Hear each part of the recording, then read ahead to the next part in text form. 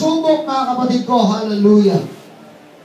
Ang katagumpayan po natin nagdidepende, mga kapatid ko, hallelujah, kung hindi tayo mag-isa.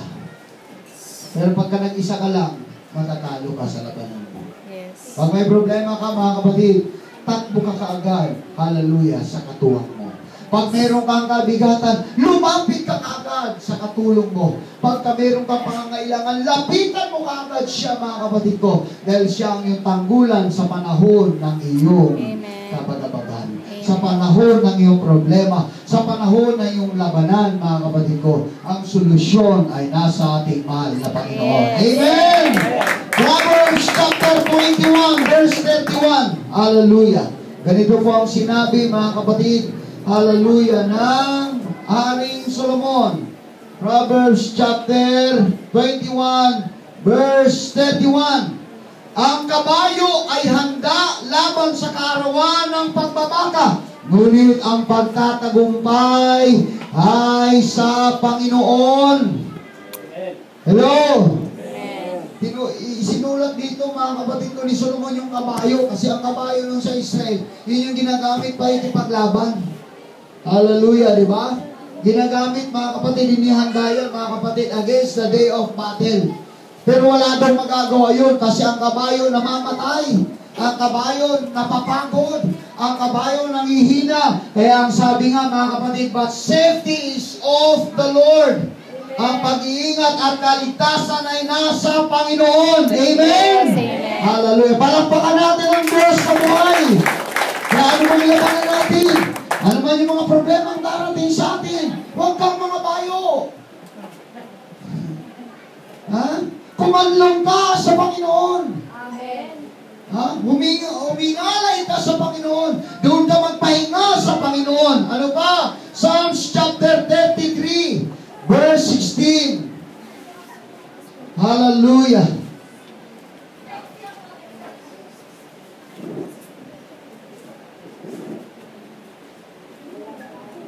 Walang hari na makaliligtas sa pamamagitan ng karamihan ng hukbo. Ang makapangyarihang tao ay hindi naliligtas sa pamamagitan ng malaking kalakasan.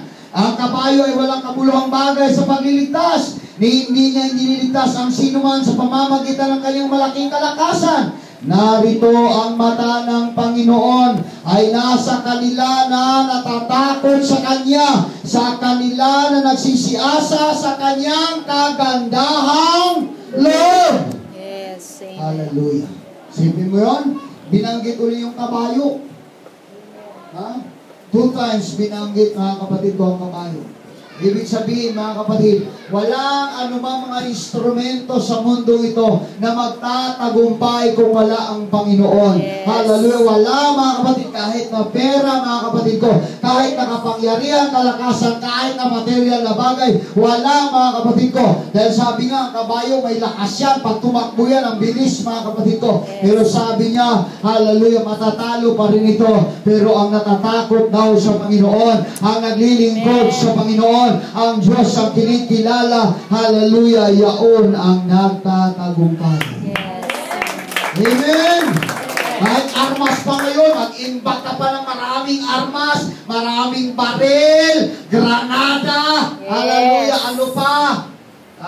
Bomba, bungkunana, walang silbi yan, mga kapatid ko. Dahil, hallelujah, lahat ng yan, pagka pumutok yan, tapos yan. Pero ang kapangyarihan ng Lord, ang Diyos, ang makapangyarihan, higit sa lahat. Kaya doon daw tayo magtiwala. Amen! Amen. Hallelujah. Kahit nga ang kalakasan ng tao, hindi pwedeng pagmamayabang eh. Yes. Maraming tao ngayon, nandyan ngayon, mga kapatid ko, sa mga gym, di ba? Nagpupurmahan yung katawan, mga kapatid, nagpapalakyan. O nabagsakan lang, mga kapatid ko, ng barbell. Wasak ang mukha. Kilala niyo yun? Yung singer na si Lance ang apelido. Nakalimutan ko yung pangalan. O, gym siya, nagpapaganda ng katawan, mga kapatid. Hallelujah. Pero mo ba naman matabig yung barbell, mga kapatid, bumagsak sa mukha niya, wasak ang mukha. O, isipin mo. Hallelujah. Walang silbi. Wala lahat dyan. Kahit pag-aano kalalaki yung katawan, mga kapatid ko. Yes. Hallelujah. Pero ang isa sa higit at higit sa lahat, ang kapangyarihan ng Diyos sa bawat labanan, mga kapatid. Lalo na ngayon, spiritual battle ngayon, mga kapatid. Hallelujah. Ha? Basta humiwalay ka lang sa mga physical battle, huwag ka makipagbubukan. Pag may nag-uumpukan, mga kapatid, huwag ka makiumpo kasi nandoon yung kaguluhan. Amen? Saan ba nagpasimula yung suntukan? Meron ba mga matitino na nagsusuntukan? Ay, suntukan tayo? Wala. Kailan? Hallelujah. Ha? Pag hubog-hubog na. Meron kaming kapitbahay sa kamarin, mga kapatid. Sa totoo lang pagka umupo yung sa inuman, mga kapatid, pag hindi pa nakainom, mga kapatid ko, akala mo tupas, sampalin mo, hindi talaga kumiki mo, ganun lang yun. Agay, Brad. Hindi siya. Pagka medyo naka-1 litro na, mga kapatid ko na ininom, ito na, mas mabuti pa yung bulate na sasaway mo Yung hindi na masaway, nagwawala na. Sa'yo matapang dyan! Nakakamoy ng away, mga kapatid siyempre wala na laban. Bakit? Matino yung mga tao siya lang yung nakatsempo, mga kapatid ko. Hallelujah, sa kabilang kanto, matapang din, nalasing din, mga kapatid. Nagpang-aabot sila, dahil naghahamon din ng away yun, mga kapatid. O di patay. Sino matapang? Ha? Yung nagtago sa bahay, yung matapang. Bakit? Wise thinker yun. Bakit ako makikipagsundukan sa mawalang kabuhay-buhay na tao yan? Pagka matalino ka, tamo ka sa bahay, hindi ka ruwagan yun, hindi ka baklaan yun, umiiwas ka lang. Why? Mahal mo ang buhay mo. Wala naman masuga pa yun di ba? Kulang na nga lang, uminom ng lasong yan Dami mo yung mga bayaw ko ng pagka nangalasing, mga kapatid, nag-awal ng away. Bakit ba ako umalis, mga kapatid, sa kamarin?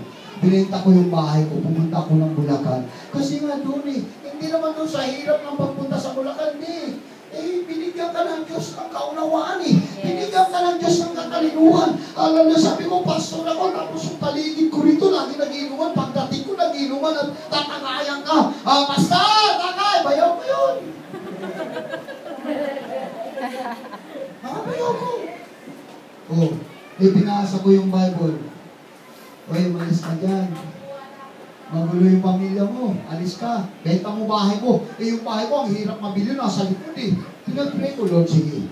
Sige, Lord. Kung kalooban mo, aalis ako rito. Merong bahay dito. Ay, wala pang 1 buwan. Meron pumunta. Hindi ko alam. Tapos nung matapos mabili, gusto na rin ibenta. Binuhay mo. Kinapit lang ang Lord. Yes. Bakit? Pinaalis ako ng Lord doon Ganun yun, pagka-wise thinker ka. Tama mo, may sa paligid. Kaya ngayon, pag pupunta sila sa Bulacan, teritoryo ko na. Kaya, bawal ang sigarilyo dito sa loob ng bahay. Kaya ako na yung hari doon.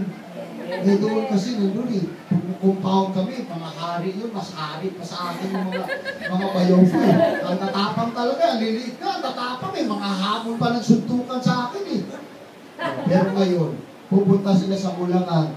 Ayan, yung Arsi, walang alak dito. Wala na silang pala. Uwi sila ngayon, dinulati yung kanilang tiyan. Arsi, inom Ganun lang simple. Use your authority. Yes, amen. Amen? Amen. Ulit na yun, wala na. Bawo na. Wala na. Ganun lang yun, mga kapatid. Kaya ako sa totoo lang, nagtaka talaga ako sa kamarin Wala pang 1 buwan, pinag-pray ko mayroong bayan. Tapos nung mabayaran na, mga kapatid, gusto na rin binenta rin yung bahay niya. Alam mo magkano ang benta ko ng bahay ko? 80. Magkano ang benta niya? 70. Hindi kumita siya? Kumita siya, no? Ay, di ba? Lugi. 10,000. Nagpalugi siya. Pero mo yun. Bakit siya nagpalugi, mga kapatid? Hindi niya nagustuhan. Binlock lang siya ng Diyos. Bayaran mo yan. Anak ko yan Anak ko yan. May protection ako dyan. Pinapaalis ko niyan sa lugar na yun. Kaya kung kami sa Bulacan, ngayon, tutuloy naman. Yung bahay ko, kukunin na naman. Sa June daw, sa June. Darating yung kukuha. Mamamas yan sa Bulacan.